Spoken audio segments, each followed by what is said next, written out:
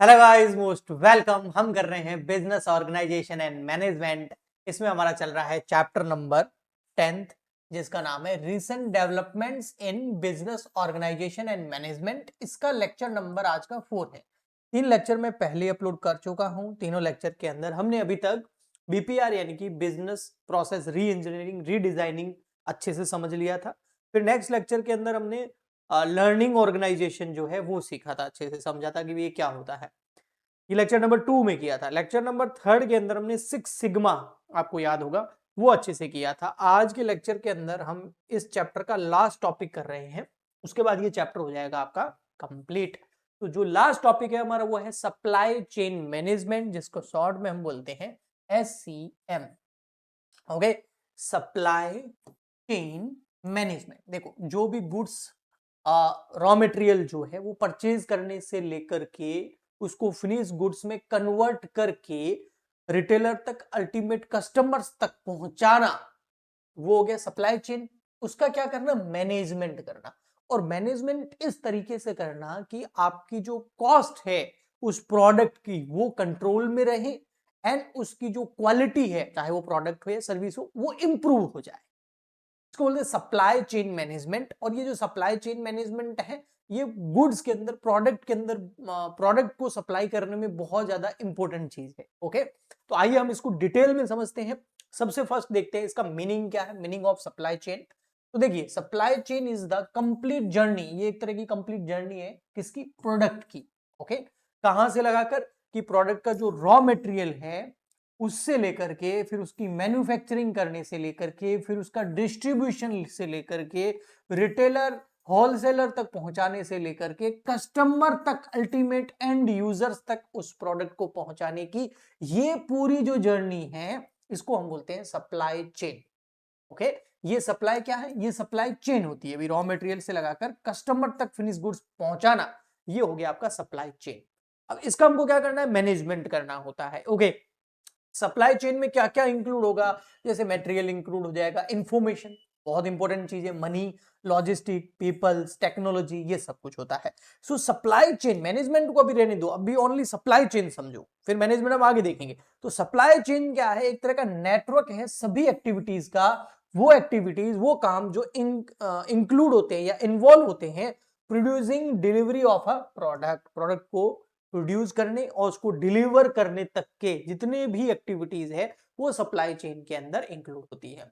बहुत ही सिंपल अगर एग्जांपल हम यहाँ पर ले, बिस्किट सप्लाई चेन क्या होगी? सबसे पहले फार्मर होगा जो ग्रो करेगा व्हीट को, फिर फ्लोर मिल होगा जो उसका आटा बनाएगा, फिर बिटारिया फैक्ट्री होगी, वो क्या करेगी? उससे बिस्किट बनाएगी। वेयर हाउस क्या करेगा? उस बिस्किट को स्टोर करेगा, पैक करेगा, लेबलिंग करेगा, पैकेजिंग करेगा।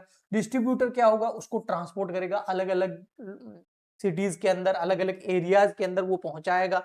वहां से फिर वो रिटेल शॉप तक जाएगा और रिटेल शॉप वाला क्या करेगा? उसको बेचेगा, और फिर कस्टमर उसको बाय करेंगे और कंज्यूम करेंगे।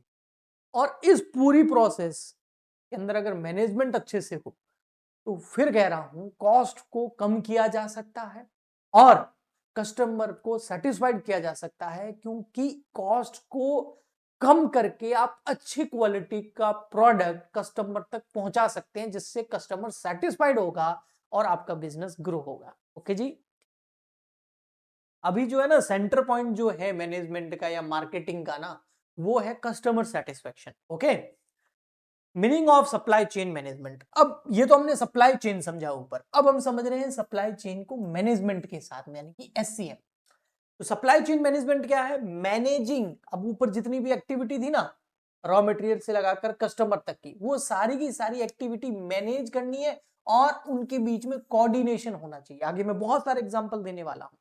फॉर एग्जांपल के लिए, रॉ मेट परचेजिंग डिपार्टमेंट जो होता है किसी भी कंपनी का, उस जैसे फॉर एग्जांपल के लिए ब्रिटानिया केक या बिस्किट ले लो आप, तो उनका जो परचेजिंग डिपार्टमेंट है वो रॉ मटेरियल को परचेज करेगा। अब उसको परचेज करते टाइम ये ध्यान रखना होता है कि वो एक तो रीजनेबल रेट के अंदर परचेज करे, महंगा नहीं परचेज करे रॉ मटेरियल को, एंड उसके बाद में अच्छी क्वालिटी का रॉ मटेरियल यानी कि व्हीट वगैरह जो है, गेहूं वगैरह जो है वो परचेज करे। ओके, उसके बाद में कितना परचेज करना है, कितनी क्वांटिटी में परचेज करना है, ये भी इंपॉर्टेंट है। बहुत ज्यादा परचेज कर लोगे तो हो सकता है उससे वेस्टेज हो जाए, कुछ का आइटम वेस्ट हो जाए, काफी स्टोर करने के लिए आपको एक नई फैक्ट्री या नया एक वेयर हाउस खरीदना पड़ेगा जिसमें आप रॉ मटेरियल को स्टोर करोगे। और कम खरीद लिया तो फिर वो मैन्युफैक्चरिंग डिपार्टमेंट वेट करता रह जाएगा, वैसा भी नहीं होना चाहिए। तो इसको बोलते हैं कि जो मैन्युफैक्चरिंग डिपार्टमेंट है, जो आपका परचेजिंग डिपार्टमेंट है, जो रॉ मटेरियल को परचेज करके मैन्युफैक्चरिंग या प्रोडक्शन डिपार्टमेंट तक पहुंचाता है, इन दोनों के बीच में बहुत अच्छा कोऑर्डिनेशन होना चाहिए। ज्यादा परचेज कर लिया तो खराब हो जाएगा, कम परचेज कर लिया तो प्रोडक्शन टीम बैठी रहेगी। तो वहां पर अलग अलग टेक्निक्स आपको यूज करनी होती है जो हम कॉस्ट अकाउंटिंग के अंदर पढ़ते हैं। इकोनॉमिक ऑर्डर क्वांटिटी हो गई, जस्ट इन टाइम हो गया, बहुत सारी चीजें हैं। तो उनको यूज करके यहां पर उस जो वेस्टेज है, जो डिफेक्ट्स है, उन सबको खत्म किया जा सकता है और एक अच्छा मैनेजमेंट, दोनों के बीच में कोऑर्डिनेशन, तालमेल बिठाया जा सकता है। ऐसा कैसा? फाइनेंस डिपार्टमेंट के बीच में, raw material, production department, wholesaler, इन सब के बीच में एक इस तरीके का तालमेल, एक कोऑर्डिनेशन होना चाहिए कि स्मूथली काम चलता रहे बिना किसी रुकावट के। तो इससे कॉस्ट कम होगी एंड अच्छी क्वालिटी का प्रोडक्ट कस्टमर तक आप पहुंचा सकते हैं। ओके जी, तो वही लिखा हुआ, managing and coordinating all activities from raw material to final customer. Final product नहीं, फाइनल कस्टमर तक पहुंचना। कस्टमर कंज्यूम करेगा और बोलेगा अरे वाह, बहुत अच्छी प्रोडक्ट मिल गया, सस्ते मिल गया और बहुत अच्छा क्वालिटी का है। वो हो गया कस्टमर सेटिस्फेक्शन। वहां तक का पूरा जो प्रोसेस है उसको क्या करना, मैनेज करना और उनके बीच में कोऑर्डिनेशन करना, ताकि कॉस्ट इफेक्टिव और एफिशिएंसी वे में वो प्रोडक्ट बन जाए और अल्टीमेट कस्टमर तक पहुंच जाए। ये होता है सप्लाई चेन मैनेजमेंट। ओके जी, ठीक है। तो दो वर्ड एक्स्ट्रा जोड़ दिए, एक तो मैनेज करना, एक कोऑर्डिनेट करना सारी एक्टिविटीज। इन सिंपल वर्ड देखें तो मेकिंग श्योर राइट प्रोडक्ट जो है वो राइट कस्टमर तक पहुंच जाए, राइट टाइम पे पहुंच जाए, राइट क्वांटिटी पे पहुंच जाए और राइट कॉस्ट पे पहुंच जाए, तो आपका सप्लाई में चेन मैनेजमेंट हो जाएगा। ऑब्जेक्टिव्स क्या है एससीएम के? क्यों करें सर हम सप्लाई चेन मैनेजमेंट? नहीं करेंगे तो क्या हो जाएगा? नहीं करोगे तो फिर आपकी गड़बड़ हो जाएगी। अगर आप इसको करोगे तो इसके क्या ऑब्जेक्टिव है, क्यों कर रहे हैं, क्या पर्पज है, क्या गोल अचीव हो जाएंगे अगर हम इस सप्लाई चेन मैनेजमेंट को अपने बिजनेस के अंदर अडॉप्ट कर लेंगे? तो इससे सबसे फर्स्ट जो ऑब्जेक्टिव और गोल आपको अचीव होगा वो हो जाएगी रिड्यूस कॉस्ट। सर कॉस्ट को कम क्यों करना है? देखो, अगर आपको आज के टाइम में आप अकेले नहीं हो, ग्लोबलाइजेशन है, आप अकेले नहीं हो जो एक प्रोडक्ट को बना रहे हो, बस आप ही बादशाह हो और कोई बना ही नहीं सकता, ऐसा नहीं होता है। बहुत सारे कॉम्पिटिटर होते हैं आपके सामने। अब उन कॉम्पिटिटर से आगे निकलना है तो सबसे पहले आपको कॉस्ट कम करनी पड़ेगी, तो आपको मार्जिन अच्छा मिलेगा एंड क्वालिटी इंप्रूव करनी पड़ेगी। तो कॉस्ट कम करना है, अगर ट्रांसपोर्टेशन कॉस्ट को कम करना है, स्टोरेज कॉस्ट को कम करना है, इन ट्रांसपोर्टेशन और स्टोरेज पे पूरा मैं 2 लेक्चर दे सकता हूं आपको, ठीक है, और वेस्टेज या डैमेजेस कम करने हैं, तो फिर आपको सप्लाई चेन मैनेजमेंट जो है वो करना पड़ेगा। इंक्रीज करनी है स्पीड ऑफ डिलीवरी, गुड्स जो है जल्दी से डिलीवर हो जाए, फास्ट डिलीवरी हो, सेटिस्फाइड हो जाएगा कस्टमर, तो आपको एसीएम करना पड़ेगा। ये ऑब्जेक्टिव है उसका। रिड्यूस करना इन्वेंट्री लेवल। इन्वेंट्री लेवल क्या होता है? देखो, आप बहुत ज्यादा स्टॉक खरीद लोगे ना तो एक तो स्टोर करना पड़ेगा, एक वेस्टेज होने के चांसेस है, एंड इसके अलावा आपका पैसा भी तो ब्लॉक हो जाएगा, क्योंकि ज्यादा मटेरियल परचेज करके रख लोगे तो पैसा भी तो ज्यादा मार्केट में देना पड़ेगा ना सप्लायर को, तो पैसा भी ब्लॉक हो जाएगा। अगर बहुत कम खरीदोगे तो भी प्रॉब्लम है। तो क्या प्रॉब्लम है? अगर too little inventory, stock out हो जाएगा, कस्टमर आ रहे हैं या फिर आपका जो मैन्युफैक्चरिंग डिपार्टमेंट है वो वेट कर रहा है कि रॉ मटेरियल है ही नहीं। तो आपको चाहे रॉ मटेरियल हो, चाहे आपका फिनिश गुड्स हो, उसका जो इन्वेंट्री का लेवल है उसको एक इकोनॉमिक ऑर्डर या एक इस तरीके से मैनेज करना पड़ेगा कि ना वो बहुत ज्यादा हो ना वो कम हो, एक ऐसे लेवल पर हो, उस लेवल से कम होने पर रीऑर्डर जाएगा, वो लेवल मेंटेन करना होगा आपको। बहुत सारे levels, maximum stock level, minimum stock level, danger stock level, average stock level, सारे डिसाइड करने पड़ेंगे। इसी को तो मैनेजमेंट बोलते हैं जी। एसडीएम जो है ना बैलेंस कर लेता है इसको। नेक्स्ट, इंप्रूव करनी है क्वालिटी। इंश्योर करो कि मटेरियल जो है और जो प्रोडक्ट है वो हैंडल हो करेक्टली। इंप्रूव करो customer satisfaction, delivery on time करो, अच्छी क्वालिटी का प्रोडक्ट अवेलेबल कराओ। इंप्रूव करना है coordination among all members of supply chain, supplier, manufacturer, distributor, retail worker, इन सब के बीच में एक अच्छा कोऑर्डिनेशन करना चाहते हो तो आपको एससीएम यानी कि सप्लाई चेन मैनेजमेंट करना पड़ेगा। उसे ये सब कुछ हो जाएगा, ये सारे ऑब्जेक्टिव आपको अचीव हो जाएंगे। कंपोनेंट्स क्या क्या है एससीएम के, सप्लाई चेन मैनेजमेंट के क्या एलिमेंट्स है, क्या कंपोनेंट्स है? तो इसमें सबसे मेजर जो कंपोनेंट्स है वो 3 है। सबसे फर्स्ट आता है आपका मटेरियल फ्लो, जिसके ऊपर मैंने आपको बता रखा है, movement of goods from supplier to customer. Supplier मतलब जिससे हम रॉ मटेरियल परचेज कर रहे हैं, कस्टमर मतलब उस रॉ मटेरियल को फिनिश गुड्स में कन्वर्ट करके एक नया गुड्स बना के कस्टमर को भेज देगा। ये जो चीज है मटेरियल फ्लो, ये बहुत इंपॉर्टेंट है, ये मेन कंपोनेंट है आपके एससीएम। जैसे कार पार्ट्स जो है वो कार मैन्युफैक्चरर्स तक और डीलरशिप तक और कस्टमर्स तक कैसे पहुंचेंगे, इसका फ्लो क्या होगा, मटेरियल फ्लो क्या होगा, ये मेन एलिमेंट है आपका, फर्स्ट एलिमेंट है एससीएम का। सेकंड एलिमेंट होता है आपका इंफॉर्मेशन फ्लो, सूचना कैसे जाएगी, sharing information such as order की information, delivery status, stock level, है ना, डिमांड फोरकास्ट। देखो भाई, मार्केट में किसी प्रोडक्ट की कितनी डिमांड है ये आपको सेल्समैन बताएगा, जिस रिटेलर बताएगा आपको, उससे जाके पूछना पड़ेगा। और ये तो कौन बताएगा, डिमांड फोरकास्ट सेल्समैन बताएगा। तो सेल्समैन बताएगा आपके, मतलब ऑपोजिट डायरेक्शन में चलेगा ये मामला। सेल्समैन जो है, जो कस्टमर है वो बताएंगे आपके रिटेलर को, रिटेलर जो है आपको होलसेलर को बताएगा, होलसेलर आपके स्टोरेज हाउसेस को बताएगा, स्टोरेज हाउसेस आपके मैन्युफैक्चरर को बताएंगे, मैन्युफैक्चरर जो है आपके रॉ मटेरियल परचेज डिपार्टमेंट को बताएंगे। फिर उस हिसाब से रॉ मटेरियल परचेज किया जाएगा, फिर उस क्वांटिटी में मैन्युफैक्चरर होगा, फिर उस क्वांटिटी में सप्लाई होगा। समझ में आया? तो ये ऐसे चलेगा। लेकिन जब हम बात करें स्टॉक लेवल की, तो अब वो मैन्युफैक्चरर को रॉ मटेरियल का स्टॉक लेवल को मैनेज करना पड़ेगा, और आपके जो फिनिश गुड्स वाला है मामला वो वहां पर उनको करना पड़ेगा। डिलीवरी स्टेटस जैसे इंफॉर्मेशन हो गई आपकी, फॉर एग्जांपल के लिए हम ऑनलाइन कुछ ऑर्डर करते हैं तो हम देखते हैं ना, अभी गुड्स शिप हो गया है, अभी यहाँ पर पहुंच गया है, अभी वहां से आउट हो गया है, अब आउट ऑफ डिलीवरी हो गया है। तो ये इन्फॉर्मेशन बहुत जरूरी है, ऑर्डर की इन्फॉर्मेशन बहुत जरूरी है ना। तो ये सारी सूचनाएं जो है ये भी एससीएम का एक सेकंड कंपोनेंट है। फर्स्ट है मटेरियल, सेकंड है इंफॉर्मेशन, और थर्ड है फाइनेंशियल फ्लो, जो कि बहुत इंपॉर्टेंट है। फाइनेंशियल फ्लो का मतलब हो गया भाई पेमेंट्स कैसे होंगे, पेमेंट्स, क्रेडिट टर्म्स क्या होगी, रिफंड कैसे होगा, रिफंड पॉलिसी क्या होगी। अगर कस्टमर के पॉइंट ऑफ व्यू से देखें तो भी कैश ऑन डिलीवरी या क्रेडिट कार्ड से करना है, डेबिट कार्ड से करना है, यूपीआई से करना है, कैसे पेमेंट करना है। अगर हम मैन्युफैक्चरर के हिसाब से सोचेंगे तो वो जो रॉ मटेरियल परचेज करेगा उसमें उसको कितने दिन की उधारी मिल सकती है, रॉ मटेरियल कोई खराब आ गया तो क्या उसकी रिटर्न पॉलिसी होगी, कस्टमर के पास में फिनिश गुड्स अगर अच्छा नहीं आया तो उसकी रिफंड की पॉलिसीज क्या होगी। ये सारा का सारा पेमेंट सिस्टम है। Okay, storage of supply chain, next आता है हमारा topic, sorry stages of supply chain. Supply chain की क्या क्या स्टेजेस होती है, स्टोरेज नहीं, स्टोरेज तो मटेरियल की होती है, सप्लाई चेन की क्या स्टेजेस हैं, ठीक है, क्या मतलब स्टेप्स हैं। तो सबसे फर्स्ट होता है सप्लायर, ये प्रोवाइड करता है हमको रॉ मटेरियल। जैसे टाटा मोटर्स जो है, गाड़ियां बनाने के लिए जो भी स्टील चाहिए वो कहां से लेता होगा, स्टील सप्लायर से। टाटा स्टील है ही इनके पास, तो तभी इनकी गाड़ियां मजबूत बनती है क्योंकि खुद की कंपनी है ना। फिर आता है मैन्युफैक्चरर, ये कन्वर्ट करता है रॉ मटेरियल को फिनिश गुड्स के अंदर, ठीक है, जैसे Nestle, make Maggi. Warehouses, ये क्या करते हैं, स्टोर करते हैं फिनिश गुड्स को, ताकि फिनिश गुड्स का जो मटेरियल है वो क्या रहे, सेफ रहे। जैसे अमेजन के वेयर हाउस आपको मिल जाएंगे। फिर आता है आपका डिस्ट्रीब्यूशन या होलसेलर, जिसके जरिए जो कस्टमर अलग अलग एरिया में कस्टमर्स तक माल पहुंचाया जाएगा, ट्रांसपोर्ट करना गुड्स डिफरेंट रीजन्स के अंदर।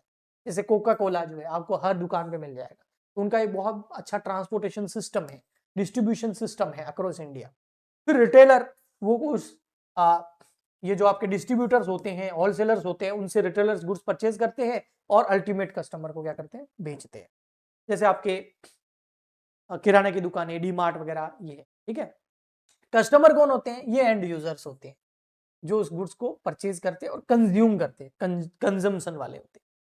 एससीएम का सर प्रोसेस भी है क्या, बिल्कुल प्रोसेस है इसका। एससीएम अगर आपको अपने बिजनेस के अंदर करना है तो सबसे पहले प्लानिंग करनी पड़ेगी।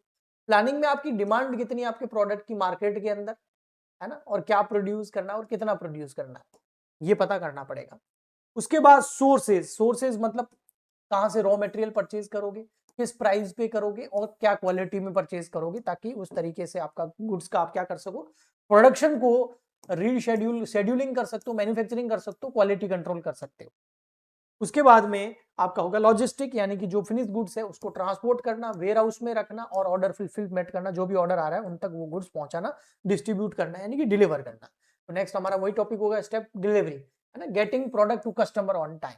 फिर रिटर्न या रिवर्स लॉजिस्टिक भी होता है, अगर कस्टमर सेटिस्फाइड नहीं है तो वो गुड्स को रिटर्न कैसे करेगा, उसकी क्या पॉलिसीज होगी। जैसे हम अमेजन ई रिटर्न सर्विसेज का यूज करते ही हैं, इजी रिटर्न सर्विसेज का यूज करते हैं।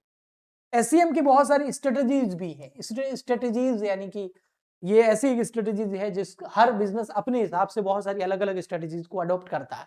इसमें फर्स्ट आता है जस्ट इन टाइम, यानी कि जब जरूरत हो आपको स्टॉक मिल जाएगा।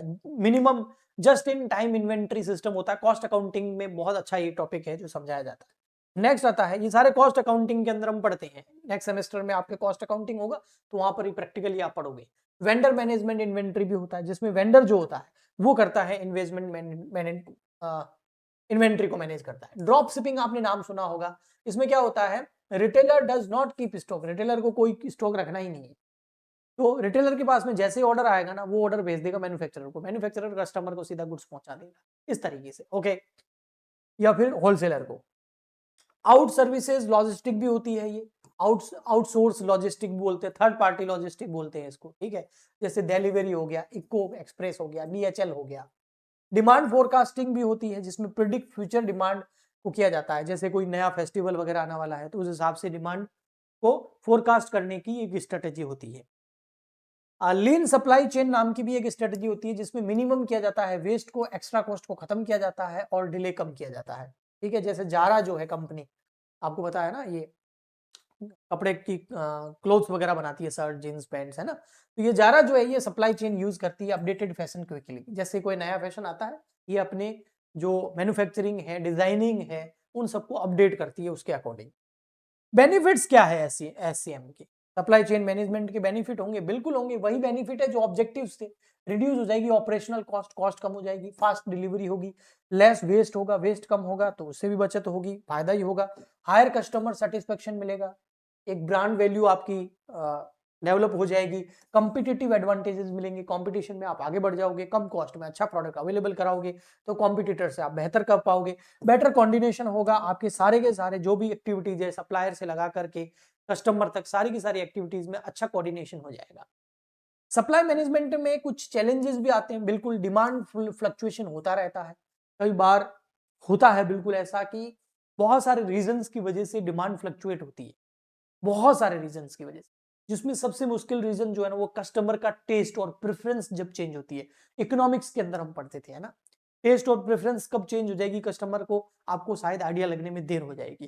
तो ये प्रॉब्लम हो सकती है, इसके लिए आपको अप टू डेट रहना पड़ेगा, ट्रेंड्स को, फेस्टिवल्स को स्टडी आपको स्टडी करना पड़ेगा। ओके, मार्केट को स्टडी करना पड़ेगा।